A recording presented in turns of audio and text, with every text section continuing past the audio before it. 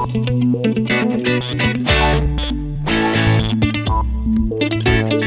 Dok? Talaga, Dok? Kailan ho? Oh, sige, pupunta na ako dyan, Dok. Sige ho. Thank you, bye-bye. Tita! Tita! Ho! Tita, ihanda mo yung kotse. Pupunta ako ng ospital. Sir mo nakakapagsalita na. Nakakapagsalita na? Sita, bakit sumisigaw, Mami? Ang tito mo nakakapagsalita na, si Sir nakakapagsalita na siya! Pida! Ano paglagay niya ngayon?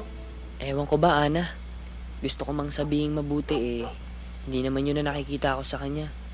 Basta magmula nung pumasok ako sa trabaho, madalas pag uwi ko, palagi na lang siyang tulog.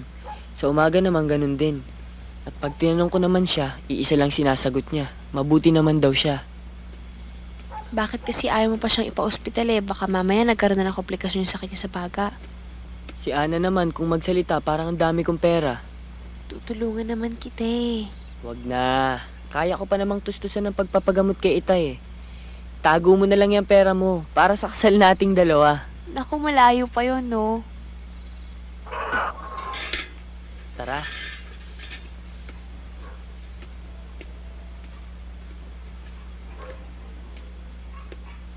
Tay? Nandito na ho ako. Siya nga pala. Tay, may kasama nga pala ako, Tay. Si Ana ho. Magandang gabi po. May mga dala po siya mga prutas. Tsaka binili ko kayo ng pansit lomi. Tay, gumising na ho kayo para kumain na tayo. Tay? Tay? Tay? Tay? Tay? Tay. Tay. Tay. Tay. Tay. Mabubuo na po yung unyo, Tay. Tay. Tay. Sabi niyo po, tutulungan niyo ako. Tay. Paolo, iniisip mo na naman si Tatay Lope, ano? Noon, madalas sabihin sa akin ng tatay na lahat daw ng hindi magagandang nangyayari sa buhay niya pinagpapasa Diyos niya na lang. Sabi niya sa akin dapat ganun din daw ako.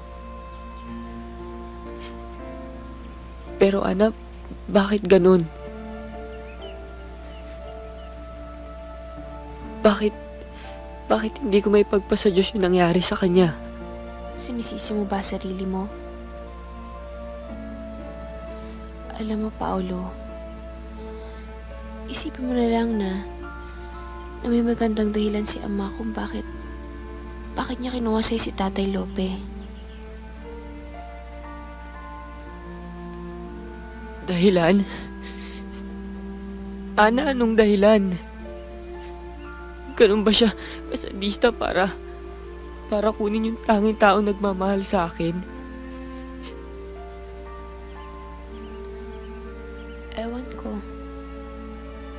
Hindi ko alam.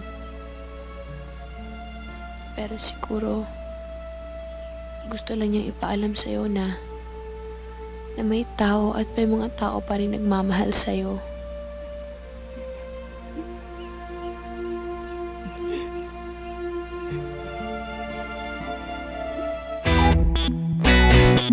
Thank you.